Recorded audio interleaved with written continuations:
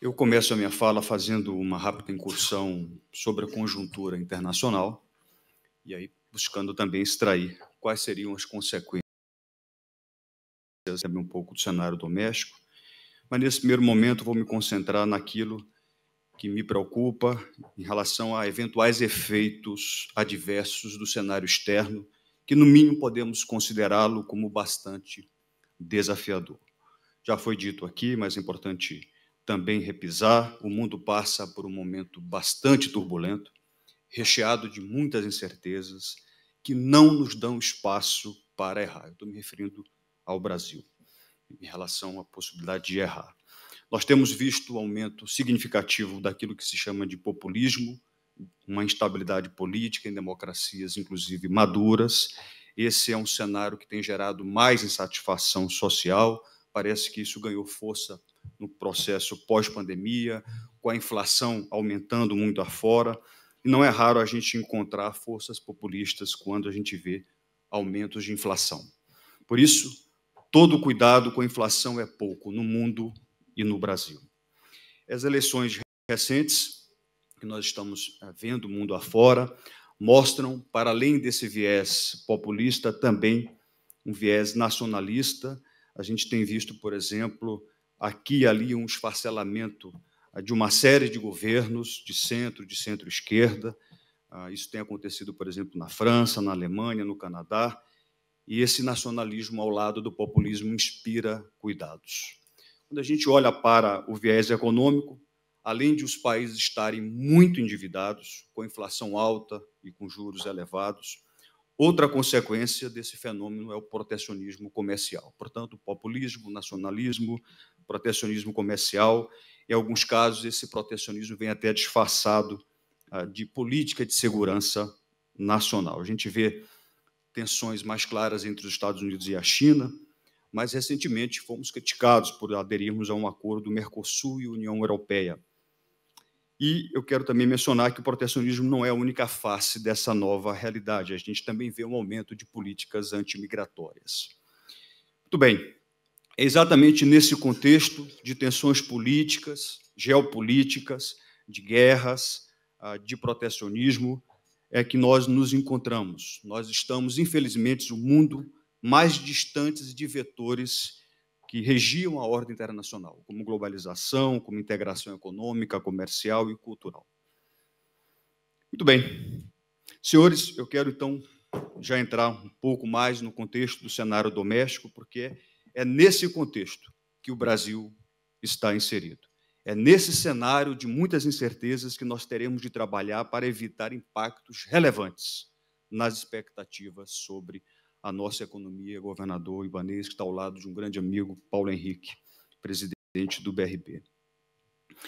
Exatamente por isso nós temos de acertar a mão nesse contexto externo bastante adverso, e não bastasse esse mar de incertezas no plano internacional, internamente, nós já estamos em um momento mais delicado e fragilizado pelo aumento da inflação e pela desconfiança ainda presente sobre a política fiscal brasileira. Isso tem contaminado as expectativas dos agentes econômicos e tem comprometido aqui e ali o comportamento do câmbio e dos juros nos últimos meses. Ou seja, não podemos esperar que haja uma melhora do cenário internacional para mitigar os nossos problemas.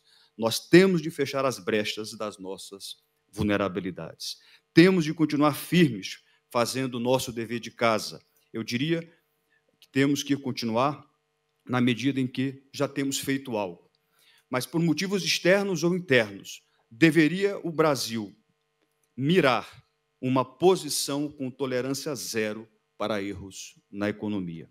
Minha percepção é que nós teremos de ser bem pragmáticos e unirmos forças, poder público e setor privado, para avançarmos numa agenda dura que mitigue as incertezas e que aumente nossa proteção contra choques internos e externos. Para isso, nós temos de continuar corrigindo nossa rota na política fiscal. Mais uma vez eu digo continuar, porque é preciso reconhecer que o governo e o Congresso já deram passos importantes. E só tem um caminho para o Brasil ser bem-sucedido nessa empreitada, que, aliás, tem sido uma maratona. Nós não podemos aumentar indefinidamente o endividamento do Estado brasileiro sem uma perspectiva de que, em algum momento no futuro próximo, a dívida pública irá, pelo menos, se estabilizar. Nós ainda não estamos vendo a dívida pública se estabilizando. Ela continua ainda com uma trajetória de alta, apesar do grande esforço da equipe econômica no Brasil. O Brasil precisa voltar a ter o selo do grau de investimento. Assim, nós vamos continuar buscando a confiança dos investidores no Brasil, para que possamos atrair investimentos e facilitar a condução do Banco Central. Infelizmente, o Banco Central, fazendo um trabalho sério, está sacrificando a economia, praticando níveis de juros muito elevados para fazer o que precisa ser feito, conter a inflação. Mas certo é que teremos de avançar mais algumas casas no tabuleiro fiscal brasileiro, e eu vou me permitir dar algumas sugestões nesse sentido, senador Romero Jucá, que aqui também nos prestigia.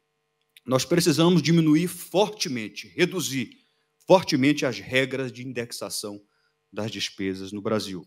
Nós precisamos descontinuar políticas públicas que são ineficientes. Nós precisamos avançar em outras reformas. A administrativa não se fala mais no Brasil. Mas penso que poderíamos ir além. Por que não endurecer o próprio arcabouço fiscal e perseguir um crescimento das despesas ainda menor? A previsão do arcabouço prevê um crescimento de até 2,5% do PIB. Por que não algo mais modesto em termos de crescimento das despesas?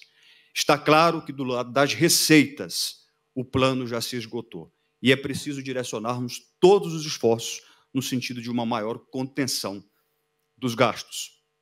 Fizemos há pouco um pacote fiscal, mas todos sabemos que precisamos ir além para alterar o quadro atual da trajetória de endividamento. Passo a um segundo ponto para poder já ir concluindo a minha fala. Para além da agenda fiscal, nós temos que aperfeiçoar o nosso ambiente de negócios. Nós avançamos muito na gestão do presidente Lira, do presidente Pacheco, nos últimos 4 anos, nas presidências das 2 casas legislativas. Ambos foram fundamentais na condução e na aprovação de temas relevantes. Temos o novo arcabouço fiscal, a reforma tributária do consumo, a independência do Banco Central, o marco de garantias, o marco de saneamento, o marco de criptoativos, o marco de carbono, mas não podemos parar aí. A produtividade no Brasil tem crescido a um ritmo muito lento nas últimas décadas, e é esse outro tema importante que nós precisamos endereçar. Ainda sobre esse tema, como há pouco disse aqui o governador João Dória, nós temos que aproveitar as vantagens comparativas do Brasil para consolidarmos uma posição de liderança no mercado internacional. E temos muito potencial em relação ao combustível do futuro, a descarbonização das cadeias produtivas e industriais e a promoção de uma agricultura sustentável. Temos ainda outros entraves no Brasil, mercado de crédito. Esse o setor bancário conhece de perto e nós estamos continuamente buscando reduzir de forma estrutural o custo de capital, o custo da intermediação financeira, o custo dos spreads e dos juros bancários, e tem uma série de medidas que nós podemos adotar, e o tempo não me permite, eu ainda tenho 1 minuto e meio para fazer uma abordagem final. A outra pauta que eu quero mencionar, e o presidente Michel Temer há pouco também falou sobre isso, é que nós busquemos maior integração comercial. Eu entendo que o mundo está indo noutra direção, o Brasil já perdeu muito tempo, segue ainda bastante fechado, o acordo entre o Mercosul e a União Europeia é um exemplo que nós podemos nos abrir, mas o Brasil precisa buscar novos parceiros comerciais e estreitar os laços com outras economias. Nós precisamos acessar novos mercados para exportar os produtos brasileiros. Não dá para ficarmos apenas numa dependência de 2 grandes economias, a China e os Estados Unidos. Nós estamos concentrando ainda muito da nossa relação comercial com esses 2 países em um mundo cheio de incertezas, em um mundo que está com níveis geopolíticos incompreensíveis. A própria economia, por exemplo, chinesa, dando sinais de soluços, não é sábio que nós concentremos uma fatia tão grande de nossas vendas para um único parceiro. Por fim, eu queria deixar uma mensagem aqui de esperança. Sempre que precisou, o setor público e o setor privado se uniram na busca de soluções estruturais para o Brasil. E o Plano Real é um claro exemplo disso. O ambiente atual não nos dá escolhas. O Brasil nunca dependeu tanto de si próprio para dar certo. E eu acredito que vamos caminhar nessa direção. Muito obrigado.